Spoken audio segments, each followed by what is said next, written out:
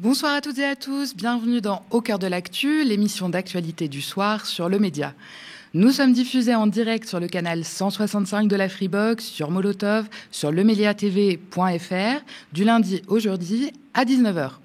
Ce soir, nous allons décrypter la semaine politique avec notre streamer et nous s'intéressera particulièrement à la jeunesse. 2 sujets au programme. On commencera par parler du rapport des jeunes Français à la guerre. Veulent-ils vraiment s'engager, comme le laisse entendre un sondage publié cette semaine ? On s'intéressera également à la question du rétablissement du service militaire qui semble préoccuper toute l'Europe. Dans une deuxième partie de cette émission, nous évoquerons la colère étudiante en marge de toutes ces préoccupations guerrières. Retour à la réalité du quotidien. Cette semaine, les étudiants se sont massivement mobilisés contre les coupes budgétaires appliquées à l'enseignement supérieur et à la recherche. Pour en discuter, j'accueille un streamer, Ribo dans la sauce. Bonjour à toi. Bonjour. Salut. Alors, j'en parlais il y a quelques instants de ces sondages publiés cette semaine. Le premier d'entre eux révèle que 50% des jeunes Français seraient prêts à s'engager donc dans l'armée en cas de conflit. Quand on y regarde d'un petit peu plus près tout de même, il s'agit plutôt d'engagement dans des fonctions support que comme combattant. Mais toi qui côtoie des jeunes, notamment dans ton activité de stream avec ta commu, comment t'analyses un petit peu cette donnée ?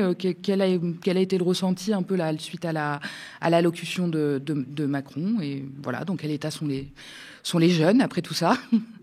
Alors, je dirais que dire les jeunes et désigner les jeunes comme un seul groupe social unique, bon, c'est toujours un petit peu compliqué, mais les jeunes, je sais pas trop. Je dirais que il y a 2 choses qui se télescopent un petit peu. D'un côté, il y a cette espèce de sentiment un peu patriote où quand on demande à quelqu'un est-ce que tu serais prêt à t'engager pour la France si on entre en conflit, il y a beaucoup de gens qui, juste par simple patriotisme, on va dire, sans avoir trop réfléchi à la question, vont avoir tendance à répondre plutôt oui, quoi. Et donc les 50% de ce sondage, c'est peut-être aussi lié à tout simplement ce sentiment patriote qui prend assez vite aux tripes de tout le monde, y compris de beaucoup de jeunes, et qui a peut-être amené à des réponses comme ça. Si on leur demande est-ce que vous seriez prêt à passer 6 mois dans une tranchée et risquer votre vie pour la France, peut-être c'est un peu que les différent. résultats auraient été un petit peu différents. Donc encore une fois, il faut voir comment a été posé le sondage. Il faut regarder finement un petit peu les résultats des sondages de manière générale, parce que sans ça, ça veut parfois un peu tout rien dire, quoi. Toujours un peu le problème des sondages, d'ailleurs. C'est le problème des sondages. La question joue beaucoup, effectivement. Donc après, sur ce sentiment patriote, est-ce que vous seriez prêt à vous engager pour la France, y compris dans un cadre militaire ? Moi, ça m'étonne pas qu'il y ait une bonne partie des jeunes qui répondent oui. Ça veut pas dire qu'ils sont prêts à aller, je sais pas, sur le front en Ukraine se battre contre Poutine pour autant, quoi. Et à côté de ça, moi, je crois voir en France de manière générale, mais dans les jeunes en particulier, quand même une envie de pas trop faire la guerre et de pas avoir spécialement envie, de voir ça d'un mauvais œil, un peu cette montée un peu belliciste qu'on voit en Europe, aux États-Unis, un petit peu partout, et tout ce qu'on voit dernièrement, là, les 800 milliards qui ont été 850 milliards, je me souviens plus exactement, qui ont été annoncés par l'Union européenne d'investissement dans le réarmement, dans l'armée. Donc après, ça peut être un peu pour des bonnes raisons, entre guillemets, si c'est pour prendre son indépendance militaire et stratégique par rapport aux États-Unis, là, qui sont en train de faire n'importe quoi, se détacher un petit peu de l'OTAN, on peut le comprendre. Mais à côté de ça, il y a quand même une grosse méfiance, j'ai l'impression, y compris dans la jeunesse, par rapport à cette espèce de réarmement et de montée de cette ambiance guerrière, quoi. Donc je sais pas, si c'est 50-50 et que c'est à peu près 50% qu'on dit oui, 50% qu'on dit non, je pense que ça représente bien à quel point aussi, de toute manière, en France, y a vraiment des gens qui sont pas du tout d'accord entre eux, et voilà, quand tu prends un jeune, tu prends un autre, il peut y en avoir un qui est vraiment contre la guerre, qui refuse de s'engager, qui n'est pas dans cette logique patriote, et le jeune d'à côté, lui si, quoi. Donc le fait que ça soit pile 50%, pour moi c'est assez révélateur à quel point la France peut être fracturée sur ce sujet comme sur tout un tas d'autres sujets par ailleurs. Oui, bien sûr. Et puis, il y a toujours cette notion de quand la guerre est un peu loin, c'est plus facile de dire qu'on s'engage. Il y a les sondages, alors sont ce qu'ils sont, comme tu l'as dit. Laisser aussi apparaître que 42% d'entre eux se disaient prêts à mourir au combat. Alors là, on est quand même sur une autre rhétorique. C'est pour le coup un truc un peu plus peut-être patriotique, ou alors de la fougue de la jeunesse. Je sais pas, est-ce que ça t'évoque quelque chose ou... Ça me paraît étonnant que 42 personnes, 42% des jeunes, même 42% de n'importe quelle population, ça me paraît gigantesque. Donc je sais pas, entre répondre ça puis se retrouver devant le fait accompli et être prêt à vraiment mourir au combat, encore une fois, est-ce que ça serait pas juste que 42% des jeunes Français se sentent patriotes et sont prêts à répondre oui à cette question? Je pense que c'est plus ça l'information, c'est plus peut-être un sondage sur le degré de patriotisme, on va dire. Patriotisme, oui, le sentiment patriote de la population qui est quand même assez exacerbé finalement ces derniers temps. Pour que 42% répondent oui, vraisemblablement c'est que oui, ce sentiment patriotique doit être exacerbé dans une bonne partie de la population. En même temps, c'est pas étonnant avec la montée du nationalisme partout partout en Europe et en particulier en France avec la montée de l'extrême droite, tout ça, et même du nationalisme plus largement. C'est pas que l'extrême droite, les sirènes du nationalisme, ça concerne aussi le centre, la droite et même pourquoi pas une partie de la gauche, quoi. Donc moi ça m'étonne pas que dans ce contexte de montée du nationalisme en France et en Europe, ce sentiment patriote, cet affect patriotique soit particulièrement exacerbé et qu'on se retrouve avec des résultats de sondage qui sont un petit peu étonnants, voire même un peu inquiétants, mais qui sont peut-être aussi qui décrivent pas tout à fait la réalité concrète, quoi. Oui, oui. Alors, puisqu'on est dans ces sondages, je suis désolée, hein, je te fais un tunnel sur les sondages. On peut analyser des sondages. Mais oui, voilà. C'est fait avec finesse, on a le droit c'est ça. En même temps, ça dit des choses, hein, finalement. Donc là, il y a eu un autre volet de ce sondage qui questionnait un petit peu le rétablissement d'une forme de service militaire obligatoire. Et donc là, le résultat serait que 61% des Français y seraient favorables. Et pour le coup, quand on regarde d'un petit peu plus près, il s'avère que chez les 18-34, en fait, on est plutôt 43% à être favorable, à peine plus élevé que... Enfin, voilà, dans cette tranche d'âge-là, on reste donc chez les jeunes, hein, dirons-nous. Jusqu'à 34 ans, on est jeunes. Par contre, n'est-ce pas ? Par contre, chez les plus de 65 ans, là, on est très largement favorable, puisqu'on est 72% à vouloir ce rétablissement du service militaire. Les retraités veulent donc un peu envoyer leurs petits-enfants au turbin, au front, du moins. Est-ce que ces chiffres te surprennent ? Est-ce que cette génération-là qui a un peu profité des temps de paix, du plein emploi, de la baisse du temps de travail, des droits sociaux, a-t-elle envie de sacrifier sa jeunesse ? Comment tu l'analyses, toi ? Alors moi, je pense que c'est même pas tant par rapport au fait d'envoyer des jeunes à la guerre que tous ces retraités disent oui à 72%. C'est juste que c'est une génération qui a connu le service militaire. Je sais plus exactement quelle année il était aboli. Alors attends, j'ai la data. Je crois qu'en France, c'est dans les 80, début 80. 96, par chez Chirac. 96, oui, voilà, c'est ça. Tout à fait. 96. Et donc en tout cas chez les retraités, on va dire même chez les plus de 60 ans. Là, il y a la moitié des plus de 60 ans en France qui ont fait leur service militaire. Pour ceux qui n'ont pas été exemptés, tous les hommes de plus de 60 ans dans ce pays ont fait leur service militaire. Donc il y a ce côté, peut-être un peu un espèce de sentiment de nostalgie. On se dit c'était mieux avant. C'est ce que tu disais tout à l'heure. Ils ont profité justement de la baisse du temps de travail, l'augmentation des salaires. Ils avaient une conjoncture économique qui était plutôt favorable et le service militaire. Les deux en même temps. Donc peut-être qu'en regardant le passé, avec ces espèces de lunettes déformantes de la nostalgie, ils se disent la France avait l'air d'aller mieux.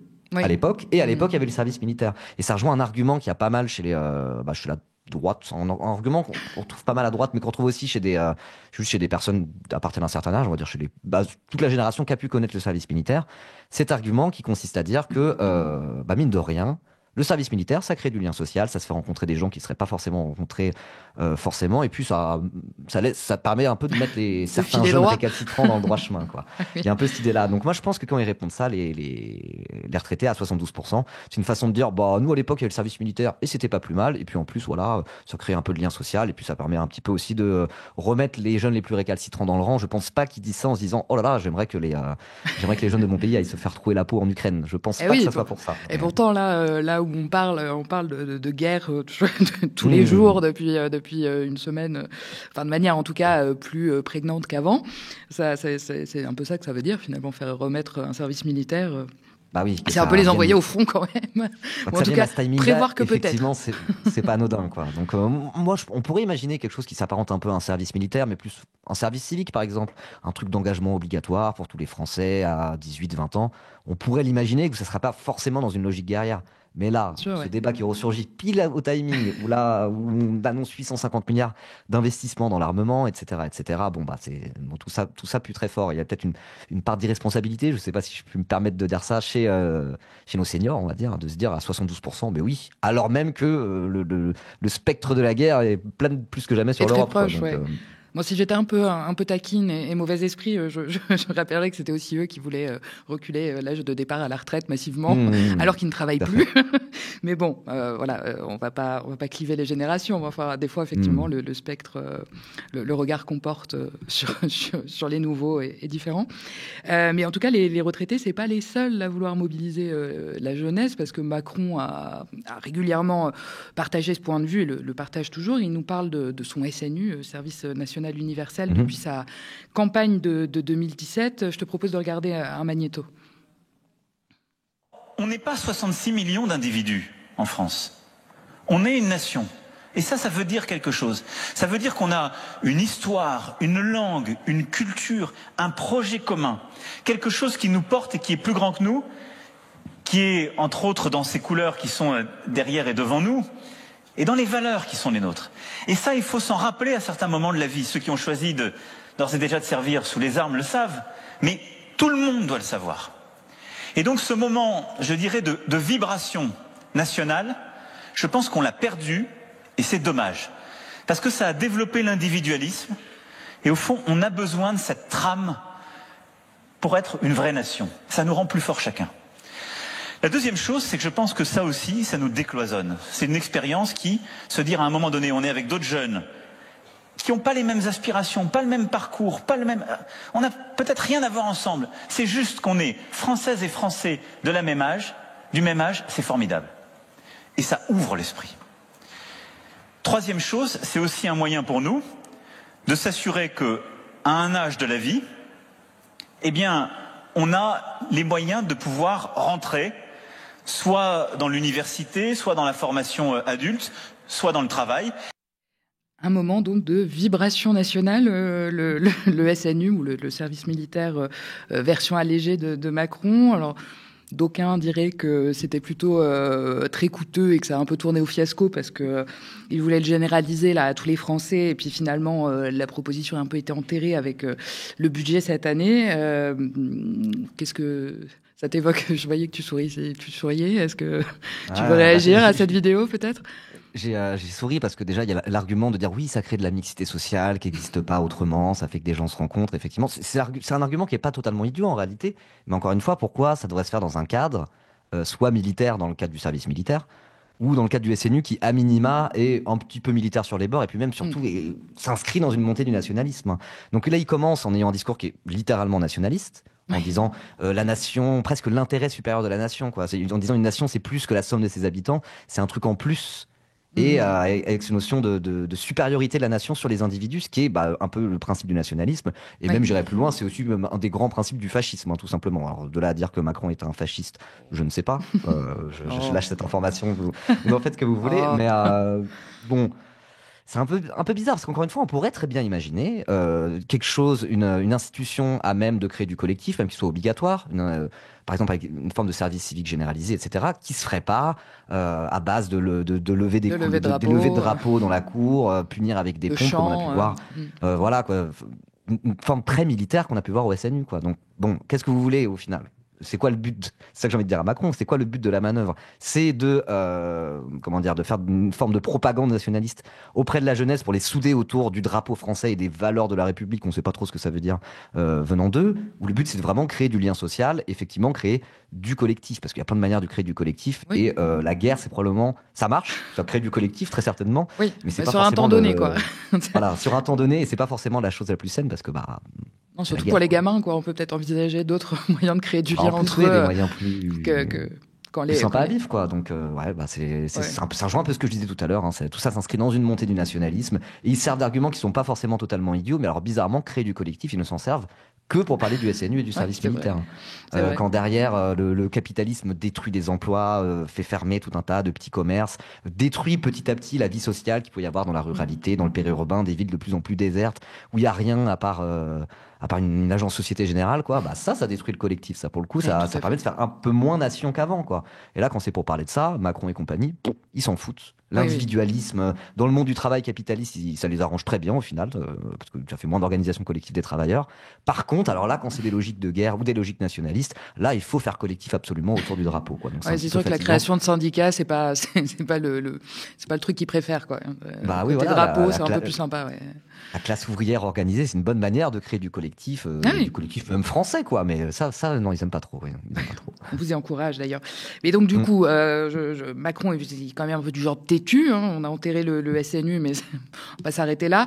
Je te propose d'écouter ses vœux là, en début d'année à l'armée. Aujourd'hui, nous nous contentons d'un recensement, d'une journée défense et citoyenneté, et je sais que vous en faites tous le constat. C'est trop peu. D'où l'ambition du SNU. J'ai pu rencontrer les premiers jeunes qui ont fait l'expérience du service national universel, mesurer leur satisfaction, leur plaisir à se retrouver plusieurs mois après pour poursuivre un engagement commun au service de notre nation, entendre leurs témoignages chaleureux, porteurs d'espoir et de confiance. C'est pour moi une source de confiance dans notre jeunesse. Il faut aujourd'hui tracer un chemin que beaucoup espèrent. Donner le choix de servir. Non pas rétablir le service national obligatoire, mais permettre à une jeunesse volontaire d'apprendre avec les armées et d'en renforcer les rangs grâce à des talents recherchés. De vivre aussi dans un environnement où les différences s'effacent pour remplir une mission qui donne du sens, celui du service, de l'entraide, du respect, de faire nation. Donner le choix de servir. Pour cela, nous devrons mieux détecter les volontaires, leurs compétences, leur progression professionnelle, les former et être capables de les mobiliser le jour venu, de les employer en renfort des armées, en métropole ou ailleurs. Alors, au moment de ces propos, on est le 20 janvier de cette année, donc c'est bien avant que Donald Trump décide de semer la zizanie dans la géopolitique mondiale. Pour autant, on comprend bien que le président compte pousser la jeunesse à s'engager, la préparer, et donc il veut créer une réserve de professionnels pour préparer la guerre de demain. Ce sont ses mots. Comment t'accueilles ça? Comment tu vois ça Je trouve que encore une fois, c'est pas clair. Je trouve qu'il y a une forme d'hypocrisie dans son discours parce que moi, j'analyse ça exactement de la même manière qu'avant. C'est la montée du nationalisme, la logique guerrière. Et dans cette montée du nationalisme, mais il y aurait bien qu'un maximum de Français vraiment se retrouvent autour de la nation pour qu'ils puissent un peu après être presque malléable, on va dire, malléable à merci. C'est peut-être un peu fort comme terme, mais je vais quand même le dire, quoi. Parce que à côté de ça, si le but c'est d'avoir, il a dit plusieurs fois sur la base du volontariat, il faut que les personnes qui soient volontaires pour s'engager en France soient prêtes à le faire. Il faut aller détecter les talents avec un espèce de langage un peu managérial insupportable. Bon, c'est Macron, on est habitué, mais c'est déjà le cas en fait. On a déjà une grosse armée en France. Il y a des pubs en mode l'armée de terre recrute absolument partout. Il y a des tirs-phares dans toutes les villes. Bah oui, voilà. Il suffit d'aller pousser la porte. Si vraiment quelqu'un a envie de s'engager pour la France de manière militaire ou quoi que ce soit, il suffit de le faire. C'est pas le secteur le plus bouché a priori actuellement dans le monde du travail. Et il y a déjà tout un tas de campagnes, tout un tas de choses. En plus, l'armée, le budget de la défense, c'est un des seuls budgets qui n'a pas été baissé dans ces cures austéritaires successives qu'on a depuis des années. Et donc qui va augmenter drastiquement, vraisemblablement. Qui va encore augmenter drastiquement. Là on parle d'aller jusqu'à 3% du PIB consacré consacré aux dépenses militaires, mais ça pourrait même être encore un peu plus par la suite. Il y en a qui parlent déjà d'être plus ambitieux que ça, jusqu'à 3,5, voire un peu plus. Oui, c'est une première étape. Il ne semble pas qu'on soit, en tout cas, dans les prochaines années, amené à même faire stagner le budget de la défense. Donc, pour le recrutement, ça devrait plutôt être... Normalement, ça devrait le faire, quoi. Et le SNU, donc il dit ça sur la base du volontariat, trouver les talents qui pourront travailler avec l'armée, etc. Bon, très bien. Et en même temps, il s'est prononcé plusieurs fois pour une généralisation du SNU qui deviendrait obligatoire dans un cadre scolaire en plus. Et Gabriel Attal, il a beaucoup porté ça, un peu tout ce qu'est le SNU, et pendant son passage à l'éducation nationale, et après même pendant son passage relativement court en tant que Premier ministre, il disait que matraquer, le problème c'est un problème d'autorité, il faut que la jeunesse respecte l'autorité. Sa fameuse phrase, tu casses, tu répares, tu salis, tu nettoies, tu défies l'autorité, on t'apprend à la respecter. Donc en fait c'est ça, c'est juste une manière de vouloir mettre la jeunesse au pas, le SNU, moi c'est vraiment comme ça que j'analyse, et à côté de ça, elle essaye de lier ça à l'armée, aller chercher les talents de la jeunesse volontaire parce qu'on n'arrive pas assez à les détecter. Tout ça, pour moi, c'est même pas de la langue de bois, mais c'est des éléments de communication qui n'ont pas vraiment de sens, quoi. C'est vrai que c'est très managérial, c'est très Startup Nation. Pour le coup, il est dans son rôle à fond, surtout son rôle, le Macron version 2017. Là, il est quand il était full Startup Nation. Là, on le retrouve bien, ceci dit, avec ce petit supplément d'âme, effectivement, nationaliste qu'on lui connaît désormais. Plutôt bien, parce qu'en fait, on est habitué, mais... c'est presque comme si... Là, ce qu'on vient de voir, c'est presque la synthèse entre le Macron qu'on nous avait présenté au tout début, comme un Macron qui n'est pas spécialement un facho ou quoi que ce soit, qui est même plutôt progressiste, mais voilà, qui est vraiment... Très libéral. Très libéral, très entreprise, managérial, tout ça. Et le Macron un peu plus tardif, qui s'est dévoilé au fur et à mesure, au bout de quelques années, qui va très, très loin vers l'extrême droite, quand même. Qui a failli faire une passe décisive à Jordan Bardella pour que ce soit Premier ministre il y a moins d'un an, faut pas l'oublier. Et donc ce Macron un peu fascisant, bizarre, et le Macron un peu plus de 2017-2018, vraiment très libéral mais pas trop autoritaire non plus, là c'est un peu la fusion de tout ça, quoi. Oui, c'est vrai. Ce gloubi-boulga managérial au service d'un discours nationaliste et guerrier, donc moi je trouve que c'est le pire des deux mondes, et c'est du Macron, quoi.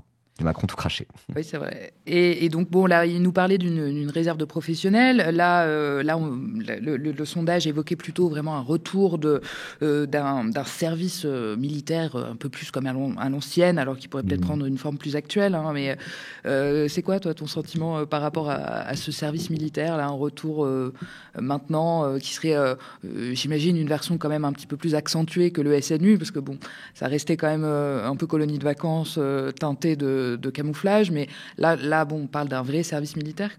Qu'est-ce que tu en penses? Est-ce que tu as eu des retours là-dessus, des sentiments autour de toi, dans ta commune? Que sais-je? J'ai eu assez peu de retours là-dessus. C'est pas trop de ces sujets-là que j'ai parlé moi cette semaine. Après, on en a parlé pas mal de tout ce qui est un peu international, géopolitique. Et après, bon, on a parlé de ça, mais tout à l'heure, on va parler de l'austérité. Donc, moi, j'ai plus parlé limite de l'aspect économique, comment tout ça va un peu détraquer économiquement l'Europe et la France en particulier. Bon, ça, on en parlera juste après, j'imagine. Mais du coup, pour l'aspect rétablir le service militaire, j'ai pas grand-chose à dire de plus que ce que je disais tout à l'heure. Ça s'inscrit dans cette logique de réarmement, guerrière, etc. Quoi. C'est comme si la France devait jouer sur ses qualités, parce que là, le monde est en train de est en train de se raidir. On le voit très bien avec l'élection de Trump, la peur quasiment maladive qu'a les États-Unis de l'émergence de la Chine comme la première puissance mondiale de demain. Ouais. La Russie de Poutine, je n'ai pas besoin d'expliquer tout ça. Donc là, c'est vraiment, on est dans cette phase depuis la réélection de Trump, et encore plus depuis que les négociations entre Trump et Poutine ont été engagées au détriment de l'Ukraine. On est de plus en plus dans cette logique de OK, l'ordre international est bouleversé, c'est un peu compliqué. Du coup, là, vraiment, on doit se raidir, quoi. On doit se raidir. Et puis c'est branle-bas de combat chez tout le monde, quoi. Il faut trouver des nouvelles idées, des nouvelles solutions, effectivement, que ce soit ce truc de service militaire là, mais il y en a plein d'autres. Enfin, vraiment, on a l'impression qu'on y va tous azimuts, qu'il y a une forme d'urgence terrible. Trump a quand même mis un coup de pied dans la fourmilière assez incroyable là ces derniers temps. Il a accéléré un processus qui était déjà en cours avant, mais oui, totalement. Il y a eu le coup on va lever 150 milliards d'investissements pour l'intelligence artificielle pour qu'en Europe, on puisse concurrencer la Chine et les États-Unis.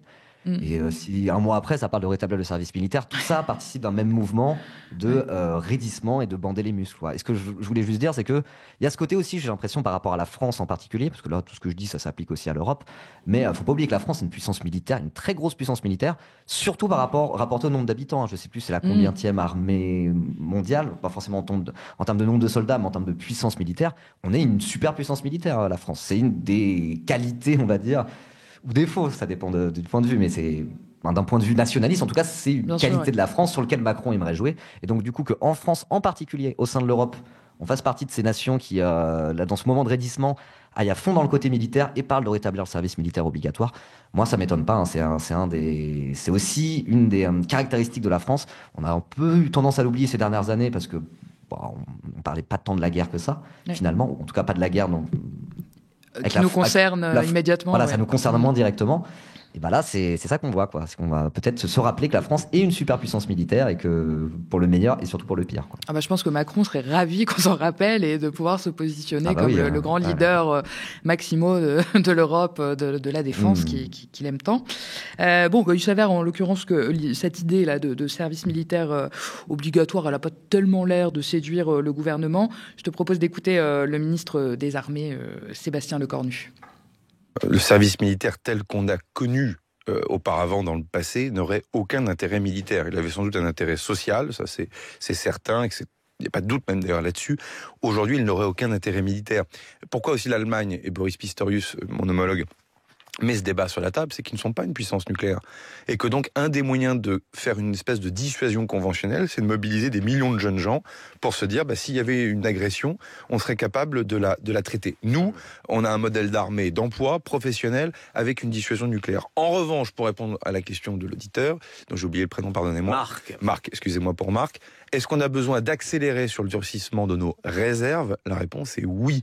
On a besoin d'une réserve professionnelle parce que vous le voyez bien, il y a seulement 2 mois, vous m'auriez posé des questions sur le concours des forces armées à Mayotte pendant la crise terrible qu'on a connue. Pendant les Jeux Olympiques, le concours des forces armées, la sécurisation des JO. On a une multiplication des sollicitations des forces armées françaises sur le territoire national comme à l'étranger, comme à l'extérieur, qui est très très importante. Et face à l'activité importante que l'on demande à l'armée française, il est certain que nous n'avons pas assez de réservistes. On a bien compris qu'il reprenait un petit peu l'idée du chef, avec son histoire de réserve là, professionnelle. Pour autant, la question là, de ce service militaire, elle est hyper populaire en Europe. Ça a vraiment été le grand sujet. Là. Alors en Allemagne, on envisage de rétablir ça. Et puis alors, tous les camps sont à peu près d'accord, de la droite, la gauche, les écolos, tout le monde. Même chose au Royaume-Uni, en Belgique, où la question est à l'étude. En Pologne, le président il veut carrément développer une formation militaire à grande échelle pour chaque homme adulte en Pologne. Voilà, pour que tout le monde soit formé en cas de guerre. Quoi. Donc, on a vraiment un effet de masse, un effet de mode presque. Est-ce que tu penses que voilà, avec toutes ces tensions et face à cet engouement général, c'est une tendance inévitable? Ils sont tous obligés de trouver des astuces là pour se mettre, pour faire face à la menace qui semble nous arriver dessus.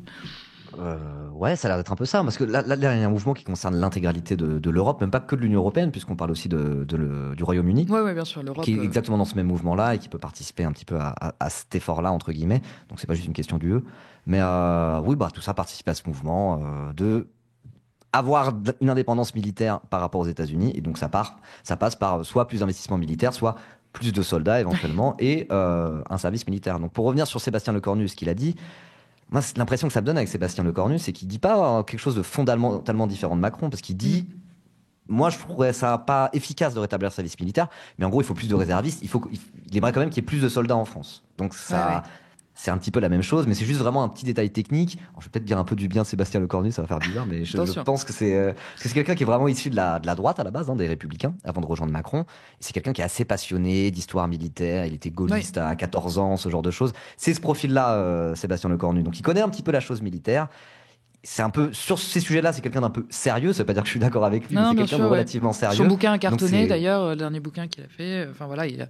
Ok, alors ça, je me souviens pas. Mais... Ah bah, si, ça avait fait un carton. Enfin, un carton pour un bouquin politique, on se comprend. Mais en tout cas, oui, il écrit beaucoup à cette question et il est intéressé à ça. La question militaire l'intéresse. Il parle. C'est quelque chose sur lequel il a des connaissances, quoi. Donc là, c'est juste en tant que personne qui s'y connaît un petit peu. Parfois, en fait, malgré les clivages, juste quand t'as une personne qui s'y connaît un tout petit peu et qui est pas dans une pure forme de communication politique, on se retrouve à se dire effectivement. Oui, ok. Donc là, c'est sur la question du service militaire. Quand il dit on n'a pas besoin de ça pour renforcer l'armée française et la puissance militaire française, moi je veux bien lui faire confiance, mais ça change pas le fond du sujet de le raidissement belliciste et la France qui est en train de vouloir augmenter sa puissance militaire. Donc, même si le service militaire n'est pas le meilleur moyen de le faire, dans tous les cas, ça change pas le fond du sujet, quoi. Oui, au final, c'est ce que tu disais, on a déjà des infrastructures qui permettent le recrutement de soldats je pense, dans toutes les villes un peu moyennes du pays. On a un CIRFA, enfin, c'est vraiment pas compliqué de se faire de s'engager si on a envie. La présence des forces armées sur tous les salons de jeunes, d'étudiants est massive. Donc oui, effectivement, est-ce qu'on a vraiment besoin de détecter les talents ? Bon, je sais pas. Écoute, je te propose de passer à la deuxième partie de cette émission. C'est un peu difficile de parler de notre jeunesse sans évoquer toutes ces mobilisations étudiantes qu'il y a eu cette semaine. Les étudiants, ils ont pris la rue contre les coupes d'1 milliard d'euros dans les budgets du ministère de l'enseignement supérieur et de la recherche. Ça, c'est le projet de loi finance Bayrou qui le prévoit. Alors même que leur situation est quand même pas très enviable, voire même très clairement catastrophique. Cet après-midi, nos journalistes Lisa Lapp et André Manivit ont suivi le cortège des manifestations. Je te propose d'écouter un petit peu leurs revendications. En fait, on est mobilisés là contre les coupes budgétaires qu'il y a dans les universités, ce que le gouvernement est en train de faire passer, les coupes là, 1 milliard d'euros au moins dans les facs et l'enseignement supérieur. Moi, je suis de la fac de Nanterre, nous, ils coupent 14 millions d'euros, dont 30% du budget des licences et des masters qui sautent. On sait très bien que derrière, ça va être de la sélection, suppression de places, de filières. Ils préparent le terrain à l'augmentation des frais d'inscription. Voilà, ça, on n'en veut pas en fait. Alors qu'il y a de l'argent partout, c'est un scandale, c'est indécent. Et en même temps, Macron, il annonce on va doubler le budget militaire, le budget de la guerre. Mais par contre, ça se fait sur le dos en fait de tous les services publics, de l'éducation, de l'enseignement supérieur, des hôpitaux et de tout le monde du travail. Le CAC 40 a fait 100 milliards de bénéfices, pendant que nous, en fait, c'est des salles de TD surchargées, c'est de moins en moins de places dans les universités. Ce qui veut dire quoi ? Ce qui veut dire qu'en fait, les enfants des plus pauvres, les enfants des classes populaires, en fait, qu'est-ce qu'on va faire? On va les envoyer à l'usine ou les envoyer au front, chair à canon ou chair à patron? C'est un peu ce choix-là qui s'offre à ces gosses de prolo en vérité, parce qu'ils veulent une université de bourgeois, pour les gosses de bourgeois, qui sera de plus en plus cher, qui sera de plus en plus sélective, parce que nous en fait, nous on veut pas que notre avenir ce soit ça, on veut pas que notre avenir ce soit de bosser 40 heures par semaine, d'être surexploité ou bien de finir au front. On veut se battre pour une meilleure société. Il est hors de question pour nous d'accepter que le CAC 40 fasse 100 milliards de bénéfices. Il est hors de question pour nous d'accepter qu'on nous envoie au front. Chair à canon ou chair à patron, terrible constat dressé par ces étudiantes. L'université publique qui se dessine, que dessine le gouvernement, même semble bien délabrée. On nous parle évidemment de suppression de postes, de places, de sélection accrue à l'entrée, de fermeture de filières. Enfin, la liste est très longue et peu réjouissante pour les étudiants et surtout pour les générations à venir. Qu'est-ce que ça évoque? J'ai envie de te faire réagir un peu là, à ces deux témoignages très forts. Ouais, alors déjà les témoignages étaient vraiment bien. J'ai pas forcément énormément de choses à rajouter au constat qu'elle dresse. Mais alors déjà, je voulais juste revenir un tout petit peu sur les chiffres pour aller peut-être un tout petit peu plus dans le détail. J'ai regardé, j'ai un peu vérifié les chiffres juste avant de venir là, juste avant quoi. Super, très bien fait. Donc si je dis pas de bêtises, en gros il y a 1 milliard en moins pour les facs et donc on passe de 31 milliards de budget à 30 milliards de budget. Si je dis pas de bêtises, c'est à peu près ça. On pourrait se dire bon, on va passer de 31 à 30 milliards. C'est pas une coupe si drastique, c'est pas du moins 30%, quelque chose comme ça. Mais en réalité, bon, ça fait quelque chose comme 3% en moins. Ouais, ça va être à peu près ça. Donc c'est déjà pas mal. Mais surtout, quand on regarde dans le détail, il y a deux choses. Déjà, premièrement, dans les études supérieures et dans certaines facs, pas toutes, mais dans beaucoup de facs, il y avait déjà un manque de budget absolument désastreux qui fait que les locaux étaient déjà délabrés. Bien sûr. Il y avait déjà un manque d'enseignants, un manque de profs, et c'était déjà des conditions vraiment nulles pour beaucoup d'étudiants. Donc enlever 1 milliard, c'est vraiment pas anodin, sachant que c'était déjà totalement en flux tendu, un petit peu comme l'école aussi primaire et secondaire, les hôpitaux, etc., etc. Et la deuxième chose, c'est que ces coupes budgétaires, elles vont pas être rétablies équitablement dans toutes les universités. C'est pas 3% de budget en moins pour toutes les universités. C'est-à-dire qu'il y a des facs, là on parlait de 30% de coupes budgétaires sur, je sais plus de quelle fac elle parlait, c'était Paris 8, Nanterre, je crois. Non, c'était Nanterre. Nanterre, il me semble. C'était Nanterre, moi je crois avoir vu le chiffre sur... alors c'est la Sorbonne, il y a plusieurs Sorbonnes, mais ça doit être la Sorbonne Paris 1, où dans certains, pas dans toute la fac, mais dans certains secteurs de la fac, et on parlait de coupe de 50%. Et vraiment, c'est pas de manière détournée, quoi. Il y a eu des courriers qui ont circulé dans tel service, de tel département, de telle fac, dans la Sorbonne, je sais plus exactement lequel, où ça pouvait aller jusqu'à moins 50%. Les coupes budgétaires. Donc derrière ce chiffre de 1 milliard en moins sur 31 milliards, quand on regarde très concrètement, c'est diminuer drastiquement, très très drastiquement le budget de fac qui sont déjà en flux tendu et qui ont déjà pas une thune, quoi. Donc oui, c'est ça, c'était leur budget de fonctionnement aussi. Il n'y avait pas vraiment d'excédent pour faire des folies dans les facs françaises, mais par contre on arrivait à maintenir un certain niveau d'enseignement et quand même de qualité d'accueil. Alors je mets plein de guillemets, ça fait un moment que j'ai quitté la fac, mais de qualité d'accueil pour les étudiants. Et là retirer même ne serait-ce que 3%, effectivement semble déjà beaucoup. Et encore en plus, s'il y a comme tu l'attestes, des choix effectués où il y en a qui c'est pas 3%, c'est 50%, c'est tout autre chose. Ouais. Est-ce que tu penses que cet abandon là de l'université publique, c'est un signe plus large de renoncement de cette espèce d'idéal républicain, d'égalité, de méritocratie? Est-ce que tu crois qu'on a abandonné tout ça, qu'on tourne le... Oui, je pense que toute cette histoire de méritocratie... Alors, il y a quand même des bons points au système scolaire français, malgré tout. Alors, le système scolaire français, c'est beaucoup aussi un outil de reproduction sociale, où des enfants de bourgeois, du coup, ils vont faire les mêmes études que leurs parents. Et typiquement, je sais pas, si ton père, il a fait Polytechnique... Il y a des chances que tu fasses Polytechnique. Tu seras plus motivé et mieux préparé que quelqu'un vraiment qui est juste bon en maths et qui vient d'une famille de prolos, quoi. Ouais, bien sûr. Puis tu auras un meilleur réseau aussi, ça aide pas mal. Mais ceci étant dit, c'est vrai que quand même, on a eu cette chance, même s'il y a énormément de problèmes structurels, on a cette chance en France d'avoir des études. Il suffit de se comparer aux États-Unis, qui sont quand même nettement moins chers qu'aux États-Unis. Il n'y a pas une dette étudiante absolument monstrueuse. Et il y a moyen pour certains, c'est pas une majorité, c'est absolument pas une majorité d'étudiants, mais il y a moyen pour certains étudiants de vraiment s'élever socialement via les études. C'est un truc qui existe. Mais c'est un truc qui existe de moins en moins, évidemment. Et en fait, cette espèce de discours de l'école à la française, méritocratique, regardez, ça marche bien. Je pense que même s'il saccage totalement le système des universités, En vrai, ça gênera pas le pouvoir en place pour dire que la méritocratie existe encore, parce qu'ils auront, par exemple, juste l'exemple des classes prépa, les classes préparatoires, les CPGE, les classes préparatoires aux grandes écoles, et qui est présenté comme un système de méritocratie, parce qu'effectivement, c'est un truc qui est gratuit, et typiquement, si t'as un génie absolu des maths, extrêmement bosseur sur le papier, en partant vraiment d'un milieu très modeste. Fils d'ouvrier, tu peux. Voilà, tu peux un fils d'ouvrier peut avoir Polytechnique. Logiquement, sur le papier, c'est à peu près possible. Oui. C'est pas le cas dans tous les pays. Mais bon, alors après, en vérité, c'est une extrême minorité qui fait ça, parce qu'il y a des effets de reproduction sociale, c'est ce qu'on disait. Mais je pense que malgré ça, même si ça cache totalement les facs qui vont prendre le plus cher, je pense, ça sera des facs plus de sciences humaines, des facs qui mènent vers des cursus et des carrières qui sont plus universitaires, qui paraissent, c'est essentiel, mais qui paraissent moins essentiels au fonctionnement d'une société. Donc s'ils se disent, les facs de lettres et de sociologie, il n'y aura plus une thune, mais à côté, on aura notre beau modèle méritocratique avec les prépas et les écoles d'ingé. Ouais. Je pense qu'ils peuvent très bien se permettre de faire ça. Ça les gênera pas. Ouais. Ça les gênera pas. Et en plus, les écoles de commerce, il y a aussi de plus en plus de solutions privées, payantes, réservées à une certaine classe sociale. À une élite, là, parce qu'on parle quand même d'écoles qui valent, qui peuvent aller jusqu'à des tarifs annuels, des 15, 20 000 euros, ça s'envisage, quoi.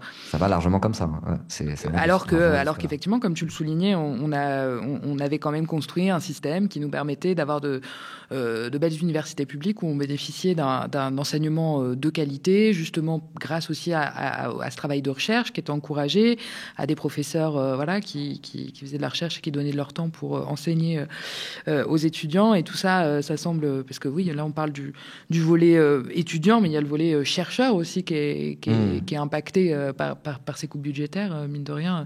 Et ça aussi, c'est l'innovation, c'est la recherche de ce pays. Et comme tu le disais, peut-être qu'on peut penser effectivement que les sciences sociales seront des champs peut-être plus visés. C'est aussi des champs, mine de rien, qui sont pas très capitalistes, quoi. On ne fait pas d'argent. C'est sûr qu'il faut mieux former un tas d'ingénieurs qui vont réfléchir à des solutions innovantes pour, je ne sais pas, l'industrie du médicament, que sais-je, la médecine. L'IA. L'IA, le nouveau truc. Je pense que ça les branche peut-être plus que, effectivement, des chercheurs en sociologie qui vont dire on dérive vers le fascisme. Oui, sachant qu'en plus, justement, dans ce contexte de la montée de l'extrême droite, typiquement, l'anti-intellectualisme, je crois que j'en ai déjà parlé sur cette antenne en plus, mais l'anti-intellectualisme, c'est vraiment quelque chose qui est consubstantiel du fascisme, quoi. Ouais. Pour la simple et bonne raison, alors, il faut partir du constat qu'on va vers le fascisme qui n'est pas partagé par tout le monde, mais moi, je n'ai pas peur de m'aventurer sur ce terrain-là. Tu peux y aller. Le fascisme, ils n'aiment pas trop les intellectuels pour la simple et bonne raison. Alors, il n'y a pas que les fascistes. Dans le modèle stalinien, par exemple, qui n'était pas un modèle fasciste à proprement parler, il y avait aussi un anti-intellectualisme. Mais dès que c'est un peu totalitaire, on va dire, même si j'aime pas trop ce mot, il y a cette espèce de truc d'anti-intellectualisme pour la simple et bonne raison qu'en fait, des intellectuels, des universitaires, des chercheurs, souvent, face à un système autoritaire, voire totalitaire ou fasciste, ils aiment pas trop ça, quoi. C'est un peu des ennemis naturels, on va dire, de l'extrême droite et du fascisme, quoi. Parce que quand on est chercheur, quand on est universitaire, généralement, on a des connaissances qui font qu'on n'aime pas trop ce système-là, parce qu'on se rend compte que c'est un système qui n'a pas de sens, quoi. La science, en plus, c'est quelque chose qui est par nature la science et la recherche, c'est quelque chose qui par nature est très internationaliste, quoi. On se dit qu'on va rajouter nos connaissances aux connaissances de l'humanité, et il y a ce côté vraiment très internationaliste, et donc ils aiment pas trop les universitaires. Et si, sur fond de montée du nationalisme et de la guerre, ils réservent une crise d'austérité, c'est ce qui est en train de se passer très clairement, et évidemment que le milieu de la recherche, et en particulier de la recherche dans les sciences humaines et sociales, dans les SHS, c'est ce qui, je pense, va partir en premier, quoi. Ça fait partie des choses qui vont être considérées comme vraiment non essentielles, ça sert à rien, voire c'est même contre-productif, et donc je pense qu'il va y avoir des attaques qui sont pas prêtes de s'arrêter là-dessus, quoi. Et d'ailleurs, pour illustrer ce que ton propos à l'instant, on le voit chez Trump, aux États-Unis en ce moment, avec ces coupes terribles, à la fois dans les champs autorisés de recherche, où Trump a fait une liste à l'après-vert de mots interdits allant de femmes à climat, à je ne sais quoi, et aussi a fait des coupes drastiques dans les budgets. Donc, et là, j'entendais pour le coup le ministre français en parler. C'est un ancien chercheur, il est très inquiet, quoi, par rapport parce qu'effectivement, la recherche est un champ très international, que nous, les Français, on travaille énormément avec les Américains et d'autres nations d'ailleurs, mais que notamment les Américains hébergent énormément de bases de données qui nous sont utiles au quotidien pour faire de la recherche, et que du jour au lendemain, ils n'y ont plus accès, ou elles ont été expurgées de plein de données, et que ça s'annonce très compliqué. Donc oui, finalement, est-ce que c'est pas déjà... On voit l'illustration de ce que tu viens de détailler à l'instant. Bah ouais, tout à fait. Aux États-Unis, effectivement, on dit souvent les États-Unis, ce qui se passe aux États-Unis, ils ont juste 10 ans d'avance pour nous. Oui. Bon, c'est un petit peu facile de dire ça. Parfois, ça se vérifie pas tellement, mais quand même, il y a de ça. Hein. Ça se voit, par exemple, avec les médias. Il y a, je sais pas, une quinzaine d'années, on voyait les médias américains, Fox News, etc. On se disait, oh là, ils sont un peu zinzins, ces Américains. 15 ans plus tard, c'est exactement et précisément la même chose en France, avec des médias qui pratiquent la désinformation à échelle industrielle, notamment les médias Bolloré, etc., etc.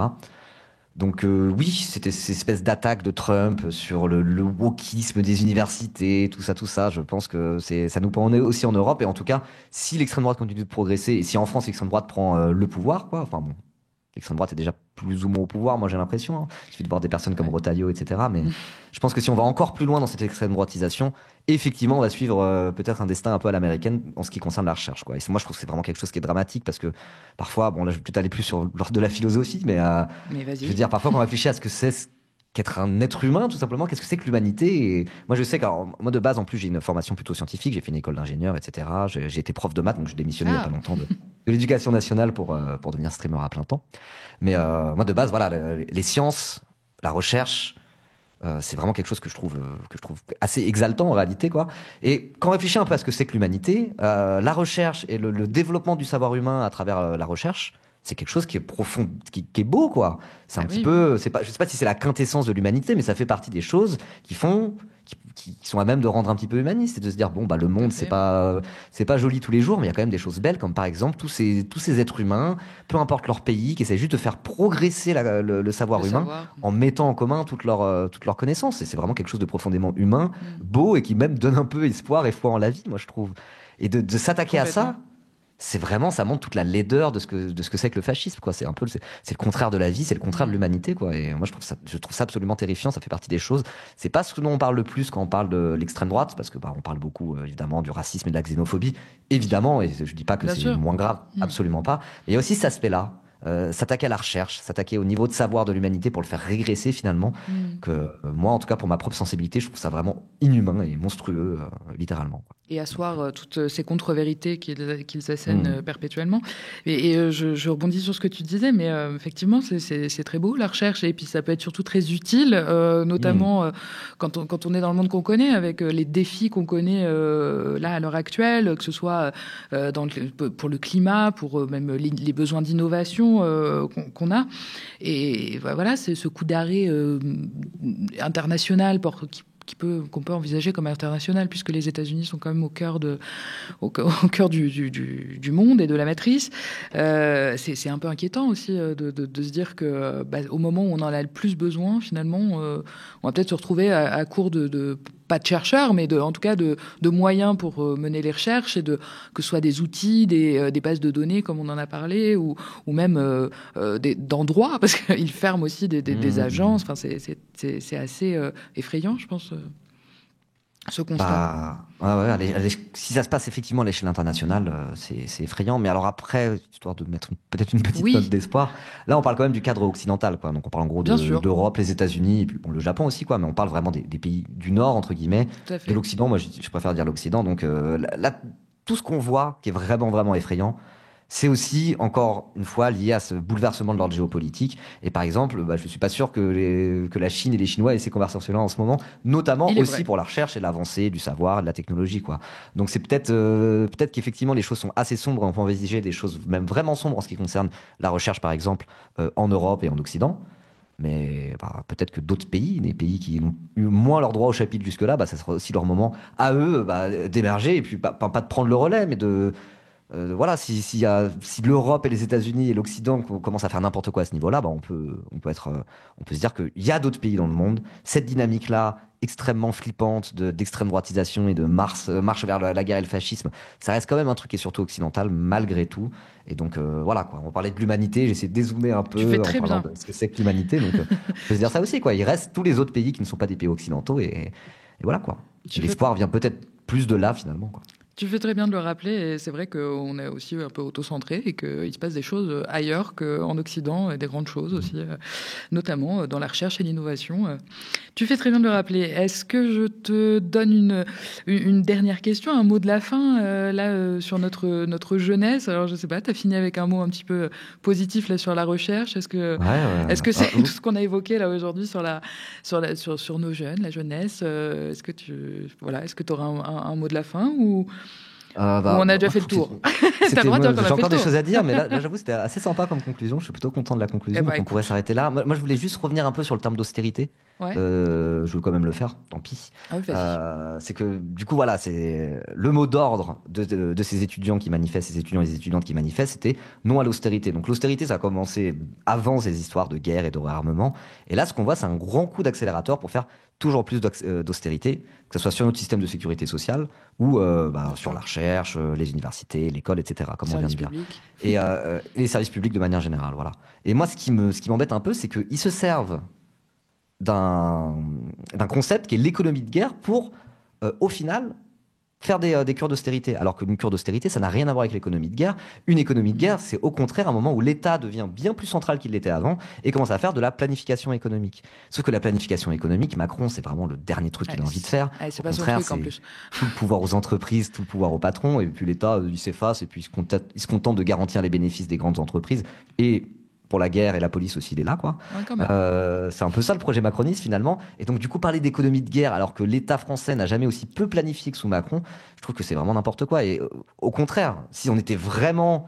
on devait vraiment passer dans une économie de guerre parce que l'heure est grave par rapport à la Russie, etc., par rapport aux États-Unis, et que c'est le moment de faire ça, bah, l'État devrait redevenir beaucoup plus central, commencer à faire de la planification, et au final, ça nous amènera à des solutions qui sont bien plus de gauche, entre guillemets, en tout cas de la gauche actuelle, que des solutions macronistes, quoi. Donc, il y a tout un mensonge autour de ça, de dire c'est la guerre, l'heure est grave, alors qu'ils veulent que continuer la politique qu'ils ont fait depuis des années et des années, en encore plus violent. Et moi qui avec les mains libres, parce libres, qu'on va quand même pas venir critiquer alors que la guerre est à nos portes.